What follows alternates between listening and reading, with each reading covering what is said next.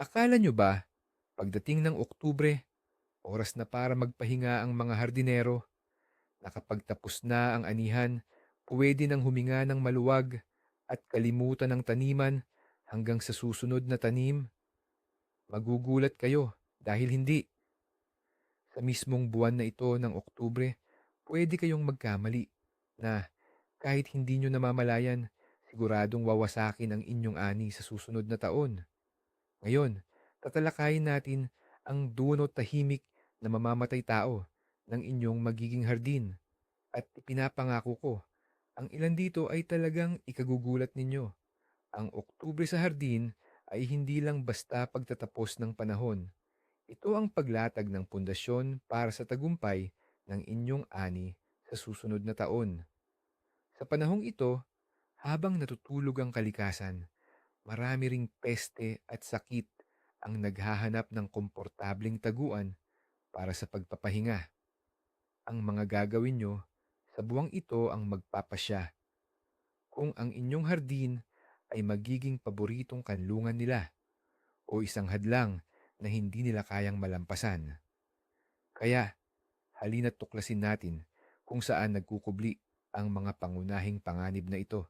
Kaya, simulan natin sa isa sa pinakakaraniwan at pinakamapanlinlang na pagkakamali. Ito ang bitag na tinatawag nating hayaang ganoon na lang ang lahat. Ilarawan ninyo sa inyong isip. Tapos na ang anihan, masakit ang likod mo sa pagod, at tinitingnan mo ang iyong hardin. Punong-puno ito ng mga nalaglag na dahon, mga tuyong tangkay ng kamatis, pipino at kalabasa. At ang unang naiisip mo ay, ano naman ngayon? Parte naman yan ng kalikasan. Organiko yan. Maaagnas din sa taglamig at magiging pataba. Tunog lohikal, hindi ba? Pero sa totoo lang, sa mismong sandaling ito, hindi mo tinutulungan ang kalikasan kundi nagtatayo ka ng 5-star na hotel para sa lahat ng pangunahing kaaway ng iyong susunod na ani. Isipin ninyo, saan pupunta ang mga spores ng Phytophthora mula sa maitim na tangkay ng kamatis? Tama, doon sila komportabling mamamalagi para mag-winter. Paano naman ang sea powdery mildew mula sa mga dahon ng kalabasa o pipino? Hindi rin yan mawawala. Sa mga kalat na halaman na ito, perpektong magtatago at magtatagal ang mga itlog ng aphids, larvae ng Colorado potato beetle, spider mites, at maging mga slug. Literal na gumagawa ka para sa kanila ng perpektong winter resort. At ano ang mangyayari pagdating ng tagsibol? Sa sandaling lumabas ang unang mainit na sikat ng araw at uminit ang lupa, magigising ang buong hukbo ng mga peste at sakit. Gutom na gutom, nakapahinga, at nasa mismong sentro ng mga pangyayari sa inyong mga taniman. Hihintayin nilang kainin ang inyong mga murang at malambot na punla na parang ang pinakamasarap na dessert. Kaya tandaan, ang pag-iwan ng mga may sakit na tangkay at tambak ng dahon sa inyong mga taniman ay hindi lang pagiging tamad. Ito ay parang pagtatanim ng isang time bomb na sasabog at sisira sa ani ng susunod na taon. Ang isa pang malaking pagkakamali ay tungkol sa pagpapakain ng iyong lupa. Pagkatapos ng anihan, ang mga taniman ay bakante at madalas naisip ng mga hardinero, bakit pa maglalagay ng pataba sa lupa sa taglamig? Tulog naman ang mga halaman, wala silang kailangan. Dahil sa kaisipang ito, nananatiling gutom ang lupa hanggang sa tagsibol. Ngunit ito ay isang lubhang maling diskarte na seryosong makakaapekto sa iyong susunod na ani. Ang totoo, sa taglagas, hindi lang ang mga halaman ang ating pinapakain. Mas binibigyan natin ng sustansya ang di mabilang na nilalang na naninirahan sa lupa. Ang iyong lupa ay hindi lang simpleng buhangin. Ito ay isang buong mundong buhay na pinaninirahan ng bilyon-bilyong kapaki-pakinabang na bakterya, mikroorganismo, at siyempre, mga bulate. Sila ang iyong pangunahing katulong sa pagpapataba ng lupa. Kapag naglalagay ka ng organikong pataba sa taglagas, maging ito man ay compost, bulok na dumi ng hayop, o kahit simpleng pinutol na halamang pang pataba, binibigyan mo ng trabaho ang hukbo sa ilalim ng lupa na ito. Mayroon silang buong taglamig upang dahan-dahan, ngunit tuloy-tuloy na iproseso ang organikong material na ito. Ginagawa nila itong humus, ang mga sustansyang madaling makuha na lubos na kakailanganin ng iyong mga halaman sa tagsibol.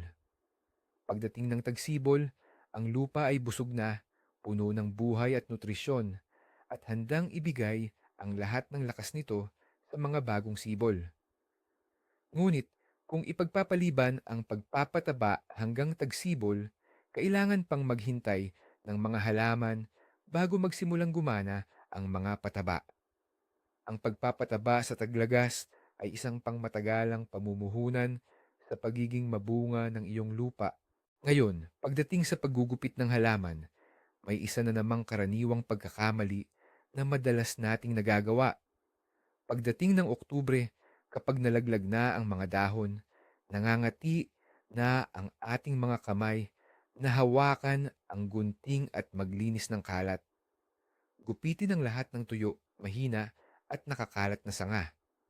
Akala natin, tinutulungan natin ang halaman sa pag-aalis ng sobrang pabigat bago ang taglamig. Ngunit sa kagustuhang ito ng perpektong kaayusan, maaari nating magawa ang isang malaking pagkakamali, ang mawalan ng pamumulaklak sa buong susunod na taon. Ang totoo, napakaraming pandekorasyon na palumpong ang namumulaklak sa tinatawag na old wood o mga sanga na tumubo noong nakaraang taon. Ano ang ibig sabihin nito? Nangangahulugan ito na ang mga putot ng bulaklak na siyang magbibigay ng magagandang bulaklak sa susunod na tagsibol o unang bahagi ng tag-init ay nabuo na sa mga sangang lumaki nitong kasalukuyang taon. At kung walang pag-iingat mo itong puputulin sa taglagas, literal mong sisirain ang lahat ng pamumulaklak sa susunod na taon gamit ang sarili mong mga kamay. Isang malinaw na halimbawa nito ay ang big leaf hydrangea. Kung puputulin mo ang mga sangga nito sa taglagas, tiyak na hindi mo makikita ang sikat nitong malalaking bulaklak sa susunod na taon. Ganoon din sa forsythia. Maraming uri ng Spirea, Weigela at Deutzia. Ang mga halamang ito ay ginugupit ng mahigpit pagkatapos mamulaklak sa tag-init. Ang paggugupit sa taglagas para sa kanila ay hindi pag-aalaga, kundi paninira. Kaya, bago mo hawakan ng gunting, doble siguraduhin mo kung sa anong uri ng sanga na mumulaklak ang iyong palumpong.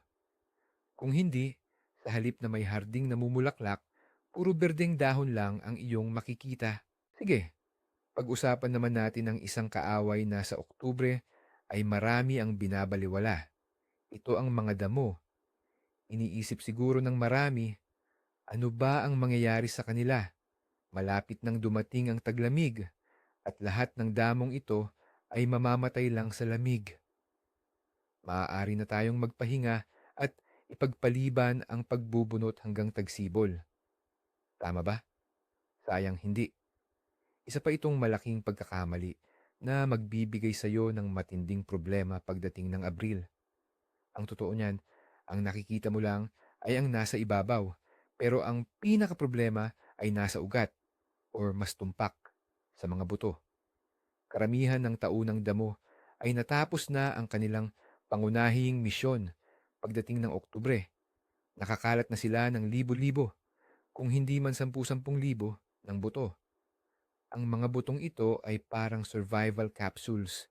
Hindi sila takot sa lamig o sa yelo. Hihiga lang sila ng payapa sa lupa buong taglamig. At pagdating ng tagsibol, kapag uminit na ang lupa, tutubo sila ng makapal na parang karpet at tutubo sila ng mas maaga kaysa sa iyong mga itinanim na gulay. Sisipsipin nila ang mahalagang tubig at sustansya mula sa iyong magiging karot at beet bago ka pa man makapagtanim. Ang pagbubunot ng damo sa taglagas ay hindi lang paglaban sa mga nalalantang halaman. Ito ay pagwasak sa seed bank ng mga damo para sa susunod na taon. Sa paglaan ng isang oras sa Oktubre, makakatipid ka ng 10-10 oras sa tagsibol. Bawat damong binunot mo ngayon kasama ang ugat ay katumbas ng pagbawas ng daan-daan kung hindi man libo-libo ng damo sa susunod na panahon. Pag-usapan natin ang inyong mga tapat na katuwang, ang inyong mga kagamitan sa hardin. Matapos ang matinding paggamit sa hardin, madalas na nakakalimutan ang mga pala, asarol, gunting na panghardin at rake. Basta na lang iniiwan ang mga ito sa bodega o sa ilalim ng silungan, kasama pa ang mga putik at tuyong tangkay ng halaman.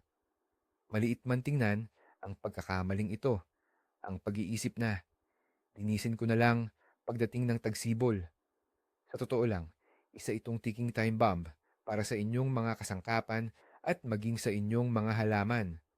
Una, ang dumi at halumigmig ay perpektong kondisyon para sa kalawang. Sa mahaba at malamig na taglamig, ang lupa na naiwan sa metal ay magpapanatili ng moisture at pagsapit ng tagsibol.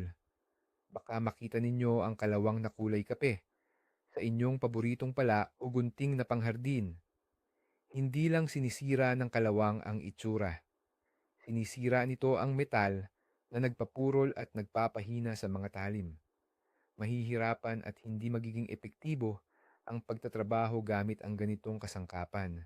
Ngunit mayroon pang pangalawa at mas seryosong panganib. Sa mga natirang lupa at bahagi ng halaman, maaaring manatili ang spores ng mga fungal na sakit tulad ng Phytophthora, powdery mildew o kalawang. Pagdating ng tagsibol, kukunin ninyo ang tila inosenteng gunting na panghardin. Sisimulan ninyong putulin ang mga sanga ng malusog na puno o rosas. At sa gayon, kayo mismo ang maglilipat ng sakit dito. Sa madaling salita, ang inyong kasangkapan ay magiging parang hiringgilya na may impeksyon. Kaya ang simpleng panuntunan, linisin, patuyuin, at ang mga talim ay disimpektahin at lagyan pa ng langis ay hindi lang kapritso, kundi garantiya ng kalusugan ng inyong hardin at mahabang buhay ng inyong mga kagamitan. Ngayon, pag-usapan natin ang damuhan, ang berdeng alpombra ng inyong bakuran, kung mayroon kayo nito.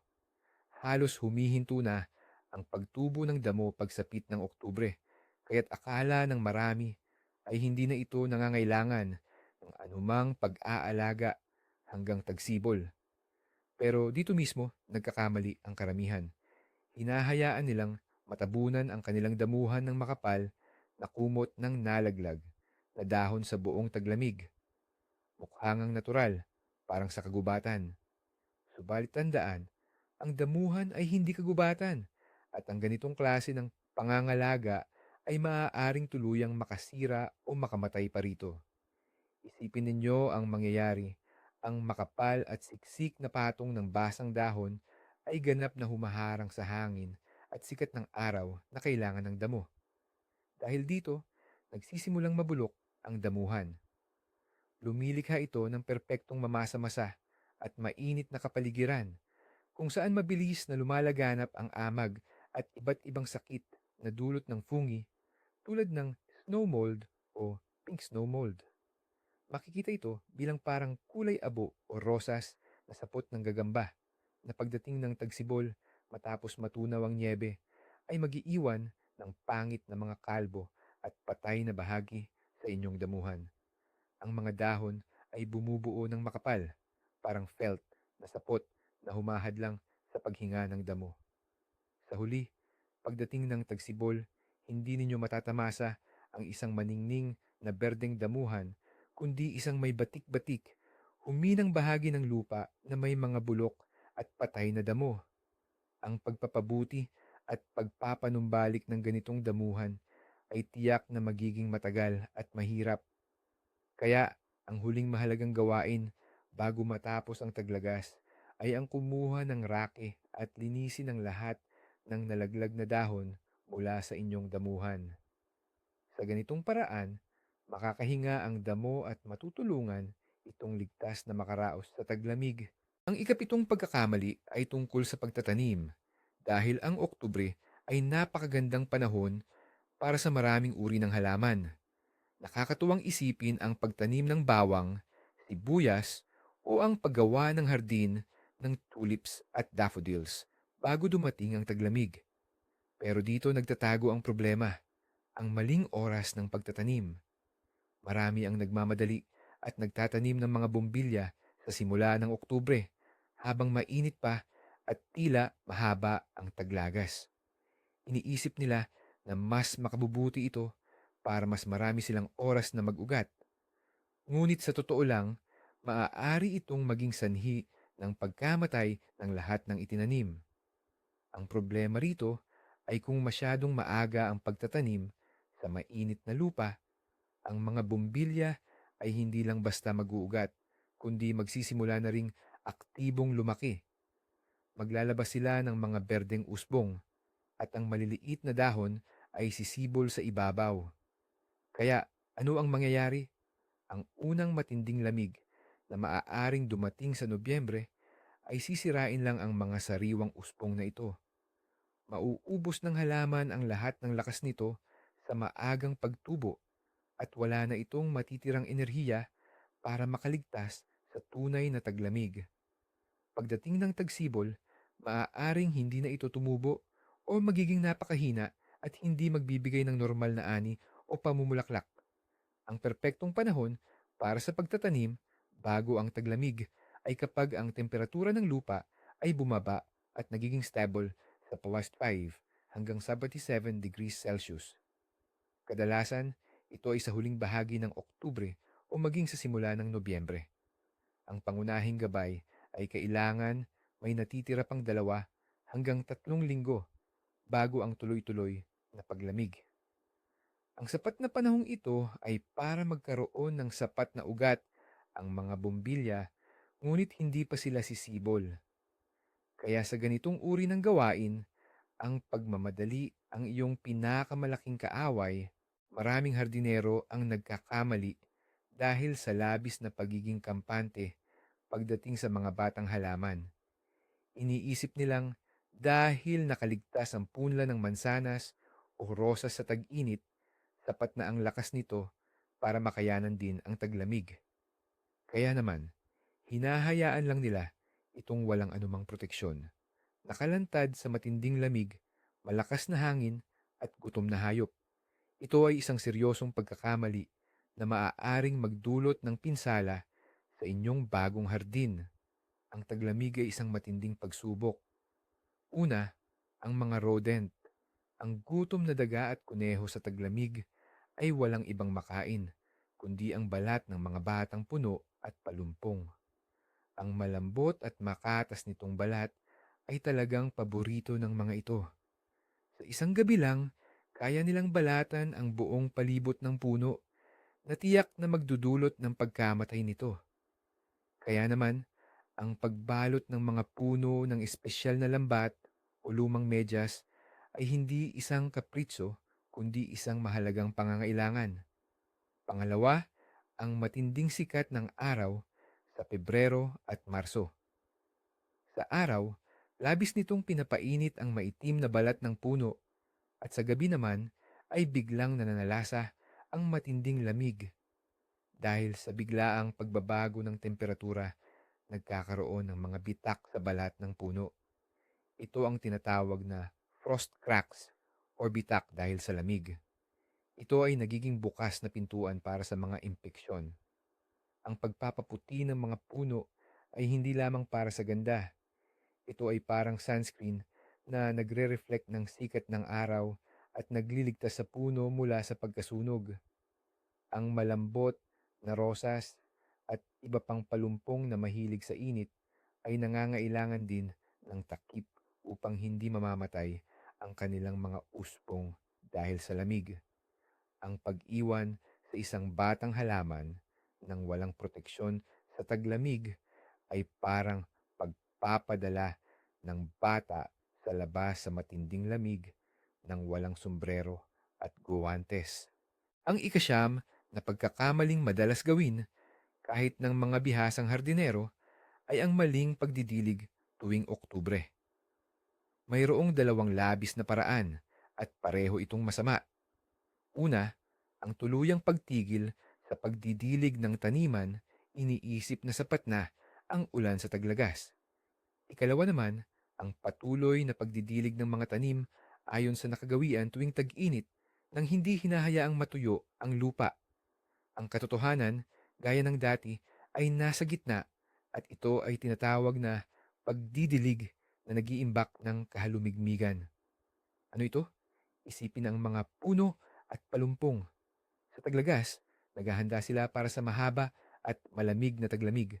Ang lamig ng panahon ay nagpapatuyo sa lupa, tulad din ng init ng tag-init, at ang hangin ay nagpapatuyo sa mga sanga. Kung ang sistema ng ugat ay pumasok sa taglamig na tuyo ang lupa, ang halaman ay magdudusa sa pagkatuyot. Ito ay lubos na magpapahina rito. Maaaring maging sanhi ng pagyelo ng ilang bahagi ng mga sanga at magdulot ng mahinang pagsisimula pagdating ng tagsibol. Kaya naman, sa huling bahagi ng Oktubre, pagkatapos malaglag ang mga dahon, ngunit bago tuluyang magsimula ang matinding lamig, kinakailangan ang masaganang at malalim na pagdidilig. Ang layunin ay lubusang basain ang lupa sa bahagi ng mga ugat hanggang sa lalim na 1.5 metro. Ang tubig na sumisipsip sa lupa ay lilikha ng imbak ng kahalumigmigan na magpapakain sa mga ugat sa buong taglamig. Ito ay magpapataas sa kakayahan ng mga halaman na makatiis sa taglamig at makakatulong sa kanila na mas madaling makayanan ang stress ng lamig. Ngunit mahalaga na hindi sumobra. Ang pagdidilig ay isang beses lamang ginagawa, ngunit napakabuhos. Hindi rin dapat laging binabaha ang mga taniman na lumilikha ng putikan. Ito ay maaaring magdulot ng pagkabulok ng ugat. At ang huling, ikasampung pagkakamali na madalas nating nagagawa ng may mabuting hangarin sa paghahangad ng perpektong kaayusan sa ating hardin. Ito ang kagustuhang iwanan ang lupa na perpektong malinis, hubad at lubusang nabanat o nahukay para sa taglamig. Parang ito na ang pinakamataas na antas ng paghahardin. Walang damo, nalantad sa lamig ang mga peste, at ang lupa ay maluwag at maganda. Ngunit sa totoo lang, ang pag-iwan sa lupa ng ganoon kahubad ay nakakapinsala sa halip na makabuti. Ang kalikasan ay hindi sanay o hindi gusto ng hubad na lupa. Ang lupa na walang proteksyon sa taglamig ay nahaharap sa ilang nakapipinsalang salik. Una, mas madali itong lamigin at magyelo. Ang yelo ay sumisira sa istruktura ng lupa. Ginagawang alikabok ang malalambot na bahagi na mahalaga sa pagiging mataba nito. Pangalawa, tinatangay ng hangin sa taglamig ang ibabaw na bahagi, ang pinakamayaman na lupa na nagiging sanhi ng pagguho o erosyon. Pangatlo, ang hubad na lupa ay tiyak na kamatayan para sa maraming mikrobyo at mga bulati sa lupa na mahalaga sa kalusugan ng lupa. Sila ay namamatay sa lamig ng walang panakip o kumot na proteksyon. Kaya ano ang dapat gawin? Sa halip na iwanang hubad ang lupa, dapat itong takpan. Ang prosesong ito ay tinatawag na mulching or pagmamalts. Maaari tayong gumamit ng ginupit na damo, dayami, tuyong dahon na walang sakit, o kaya'y magtanim ng mga cover crops o green manure sa taglagas. Ang mulch ay parang isang mainit na kumot para sa lupa. Pinoprotektahan nito ang lupa mula sa sobrang lamig at pagtangay ng hangin, pinapanatili ang kanyang istruktura at moisture. Pagdating ng tagsibol, kapag nabulok ito, nagiging isa itong mahusay na organikong pataba. Kaya tandaan, ang hubad na lupa sa taglamig ay hindi senyales ng kaayusan, kundi senyales ng paghihirap para sa iyong hardin o taniman. Pag-usapan pa natin ang isang mahalagang detalye pagdating sa compost. Maraming nagtatanim. Pagkatapos maglinis sa kanilang hardin o taniman, ay basta na lang inihahagis ang lahat ng natipon nilang dahon, tangkay, at iba pang labi ng halaman sa compost pile. Maganda ang ideya, ang gawing mahalagang pataba ang mga basura. Pero dito, nagkakamali ang marami, lalo na kung hindi tayo magiging mapili. Hindi lahat ng labi ng halaman ay karapat dapat maging nutrisyon para sa iyong mga tanim. Halimbawa, isipin na ang mga kamatis mo ngayong taon ay nagkaroon ng late blight. Ang mga pipino mo ay inatake ng powdery mildew at ang mga dahon ng mansanas ay may scab. Kung isasama mo ang lahat ng mga may sakit na labi ng halaman sa compost, hindi mo mapapatay ang pinagmumula ng sakit.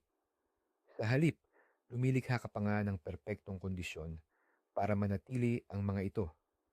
Ang mga spores ng fungi ay perpektong makakaligtas at mananatili sa init ng compost pile.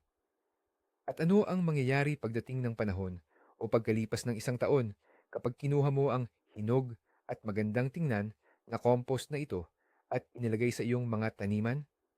Ikaw mismo ang magkakalat ng impeksyon sa buong hardin mo. Mahahawa mo ang malusog na lupa at ikakapahamak mo ang iyong mga susunod na itatanim sa sakit. Kaya tandaan ang gintong tuntunin. Sa compost, tanging mga labi lang ng malulusog na halaman ang dapat ilagay. Ang lahat ng may sakit na dahon, tangkay, at bunga na may batik ay dapat agad na sunugin o itapon ng malayo sa inyong lugar. Kung hindi, ang inyong compost ay magiging isang bomba ng sakit sa halip na pinagmumula ng yaman ng lupa. Paano naman ang inyong pangunahing katulong, ang inyong greenhouse? Malaking pagkakamali na pagkatapos ng huling anihan ay basta na lang bunutin ang mga natitirang halaman at isara ang pinto hanggang sa susunod na tagsibol. Akala mo ay ligtas na ang lahat sa loob at ang matinding lamig ang gagawa ng paraan. Pero sa katunayan, hindi isang walang laman na istruktura ang inyong iniiwan sa panahong hindi ginagamit, kundi isang tunay na incubator para sa mga peste at sakit. Ang microklima sa loob ng greenhouse ay isang perpektong paraiso para sa maraming peste at sakit na sumisira sa halaman, sa mga tagong sulok ng balangkas, sa ibabaw ng lupa, sa mga hindi natanggal na tali, at sa mga labi ng halaman. Dito ligtas na nagtatago at nananatili ang pinakamatitibay at pinakamasasamang peste. Nangunguna rito ang spider mites na gustong-gusto ang mainit at tuyong kondisyon. Dito rin maaaring manatili ang mga pupa ng whiteflies at mga spores ng mga sakit na dulot ng fungi tulad ng cladosporiosis. Pagdating ng tagsibol, sa sandaling magsimulang mag-init ang sikat ng araw, ang buong hukbo ng mga peste at sakit na ito ay magigising sa perpektong kondisyon para sa pagdami. Ang inyong mga bata at sariwang punla ang magiging una at pinakagusto nilang hapunan.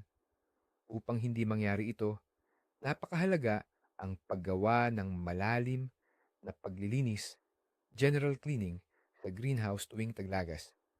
Kailangan tanggalin ang lahat ng labi ng halaman, alisin at disimpektahin ang mga tali.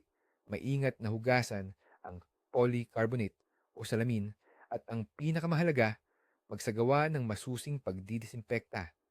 Maaaring gumamit ng sulfur bomb o gamutin ang lahat ng ibabaw at lupa gamit ang mga solusyon ng fungicides. Tanging sa ganitong paraan lamang sasalubungin ng inyong greenhouse ang tagsibol ng malinis at ligtas. Maraming naghahalaman, lalo na ang mga baguhan, ang hindi gaanong nagbibigay pansin sa isang lumang pamamaraan na tila minana pa sa mga ninuno, ang pagpapaputi ng puno. Madalas, iniisip nilang pandekorasyon lang ito para magmukhang maayos at malinis ang hardin. Mayroong naniniwala na panlaban ito sa mga insekto na gumagapang sa puno. Pero ang tunay At napakahalagang layunin ng pagpapaputi sa taglagas ay malayo sa mga iniisip na iyon. Ang pagwawalang bahala rito ay maaaring magdulot ng malaking pinsala sa inyong mga puno. Ang pangunahing kaaway ng balat ng puno sa taglamig ay hindi ang lamig, kundi ang araw o mas tumpak, ang biglaang pagbabago-bago ng temperatura. Isipin ang isang maliwanag na araw sa Pebrero o Marso. Ang araw ay sumisikat na ng parang tagsibol, napakaliwanag at masidhi nitong iniinitan ang madilim na puno, lalo na sa timog na bahagi.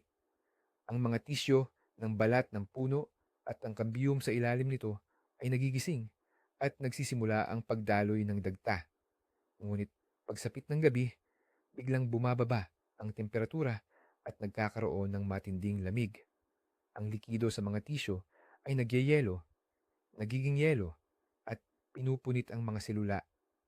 Dahil dito, lumilitaw sa balat ng puno ang malalim at pahabang bitak na tinatawag na frost cracks o bitak dahil sa lamig. Ang mga bitak na ito ay hindi lang simpleng depekto sa hitsura. Ang mga ito ay bukas na sugat kung saan madaling makapasok ang spores ng mga kabute tulad ng tinder fungus at iba pang impeksyon sa puno. Ang puting kulay ng pinaputing puno ay nagsisilbing salamin. Pinipigilan nito ang pag-init ng sobra ng puno sa ilalim ng araw na nagpapababa sa biglaang pagbabago ng temperatura sa maghapon. Kaya ang pagpapaputi ay hindi lang pangkulay para sa ganda, kundi isang mahalagang pananggalang na nagliligtas sa mga puno mula sa mapanganib na pinsala. May isa pang pagkakamali na madalas hindi agad napapansin. Nangyayari ito pagkatapos ng lahat ng trabaho sa hardin, kung saan akala mo ay tapos na ang lahat. Ito ay may kinalaman sa pag-iimbak ng iyong ani na siyang dahilan ng lahat ng iyong pagod. Nakaani ka na ng magagandang mansanas, nakahukay na ng maayos na patatas, at nakapaglabas na ng mga garapon ng nilutong gulay mula sa bodega. Sa tingin mo, tapos na ang lahat.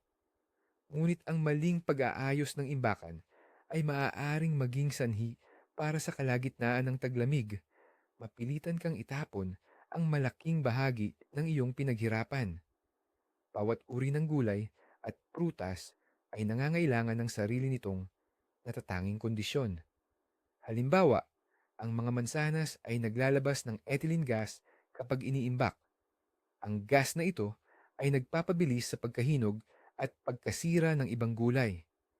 Kung ilalagay mo ang mga mansanas malapit sa patatas, ang patatas ay mabilis na sisibol at lalambot. At kung itatabi naman sa carrots or beets, magiging mapait ang kanilang lasa. Ang patatas ay nangangailangan ng lubos na dilim para sa imbakan.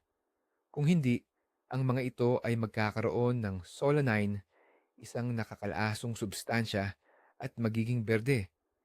Sa kabilang banda, ang kalabasa ay kailangan ng mainit at tuyong lugar. Samantalang, ang repolyo naman ay mas gusto ang malamig at mataas na halumigmig. Ang pagtambak ng lahat ng ani sa isang bunton sa bodega ay tiyak na paraan upang mabilis itong masira. Kaya naman, ang pag-aaral ng tamang pag-iimbak ng magkakasamang pananim at ang paglikha ng tamang mga espasyo para sa iba't ibang uri ng gulay ay kasing halaga ng pagtatanim sa kanila. At narito ang pinakamahalaga at marahil ay medyo nakakagulat na punto. Ang pinakamalaking pagkakamali sa Oktubre ay ang paghahangad ng perpekto at steril na kalinisan sa bakuran. Inaalis natin ang lahat ng dahon, sinusunog ang mga damo at tuyong halaman, iniiwan ang lupa na hubad at hinukay, at iniisip natin na tama ang ating ginawa. Pero sa totoo lang, sa ganitong paraan ay binabawasan natin ang lupa ng organikong material. Pinapatay ang mga kapakipakinabang na mikroorganismo at insekto at iniiwan itong walang panlaban sa lamig at hangin. Ang kalikasan ay hindi gusto ng kawalan or sterility. Kaya pala, ang tamang pag-aalaga sa Oktubre ay hindi lubos na paglilinis, kundi matalinong paghahanda. Ito ay ang paglikha ng tamang kondisyon para sa pagtulog ng mga halaman sa taglamig. Hindi lang para sa mga halaman, kundi pati na rin para sa mismong ekosistema ng iyong hardin. Ang iyong mga pagpapagal sa Oktubre ay isang pamumuhunan sa kalusugan ng lupa, sa proteksyon laban sa peste, at sa huli, sa masaganang pamumulaklak at mayamang ani sa susunod na tag-init. Salamat sa pagtutok at pagtapos ng panunood ng videong ito. Sana ay naging kapakipakinabang ito para sa inyo. Kung gayon, huwag kalimutang mag-like at mag-subscribe sa channel para hindi mapalampas ang iba pang kapakipakinabang na tips para sa inyong hardin at gulayan. Ngayon, may tanong ako sa inyo. Anong pagkakamali sa listahang ito ang madalas ninyong nagagawa nang hindi ninyo namamalayan? O baka naman mayroon kayong sariling ika-11 punto na gusto ninyong ibahagi? Isulat nyo yan sa comment section. Matuto tayo ng sama-sama